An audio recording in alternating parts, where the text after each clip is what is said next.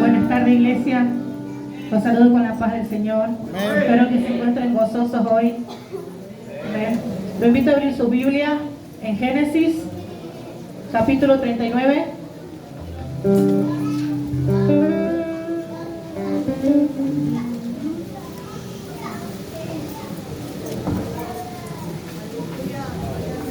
Génesis 39, versículo 20. Amén. Amén. Su palabra se lee en el nombre del Padre, del Hijo y del Espíritu Santo. Dice así: y tomó su amo a José y lo puso en la cárcel, donde estaban los presos del rey, y estuvo allí en la cárcel. Pero Jehová estaba con José, y le extendió su misericordia y le dio gracia en los ojos del jefe de la cárcel. Amén. Yo creo que todos conocemos la historia de José, cómo sus hermanos lo vendieron y cómo llegó a la cárcel. El Señor me daba esta palabra y me decía nueva temporada. Como saben, José era el hijo amado, era quien pasaba todo el tiempo con su papá, mientras sus hermanos trabajaban en el campo.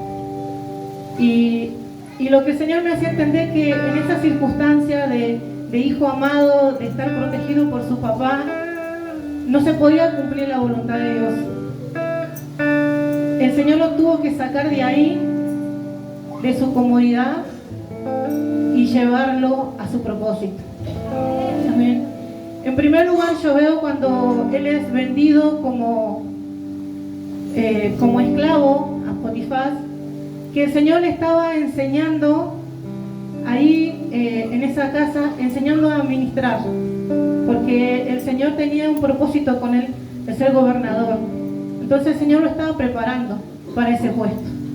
Y en segundo lugar, yo veo que él en la cárcel, el Señor le estaba enseñando a depender de Dios por completo. Dice cuando José le revela los sueños, ¿no?, al panadero y al copero, él le dice: acuérdate de mí cuando estés frente al rey. Y él se olvida. Y yo ahí veía una llave, y eso es lo que hablábamos ayer en el discipulado, y ahí el Señor me mostraba eso. Era una llave para salir de esa circunstancia, pero no era el tiempo, porque él tenía que aprender a depender de Dios, porque en ese momento dice: acuérdate de mí. Él estaba esperando que él hablase al faraón para sacarlo de ahí, y no sucedió. Esperó 2 años, y cuando él estuvo listo, el Señor usó esa llave. Aquel hombre se acuerda frente al faraón y le dice: me acuerdo que había un hebreo, y le comenta. Y ahí yo veo que como el Señor lo lleva a cumplir su propósito. ¿Qué te quiero decir, iglesia? Que la circunstancia que hoy estés pasando es la preparación que Dios está teniendo contigo para llevarte a una nueva temporada, a lo que Él quiere hacer contigo. Capaz que, no sé, conoces tu propósito, lo que Dios quiere hacer, porque te lo han dicho, porque Dios te lo reveló. Pero aún no es el tiempo, así como a José le reveló un sueño que sus hermanos se inclinarían.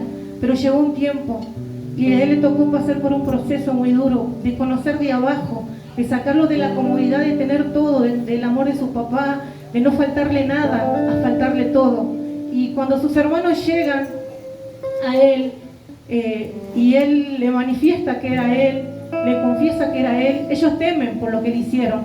Pero él ya en su madurez espiritual le dice: no teman, porque Dios me ha traído para aquí a cumplir mi propósito. Amén. Que, iglesia, que las circunstancias que estén pasando no te agobies, sino que tengas esperanza. Como decía el hermano que compartía, esfuérzate y sé valiente, porque el Señor grandes cosas tiene con cada uno. Y capaz que las circunstancias que están pasando es para llevarte a un propósito, para una nueva temporada que Dios quiere contigo. Amén. Espero que les sea de bendición, iglesia, y Dios bendiga la continuación. Amén.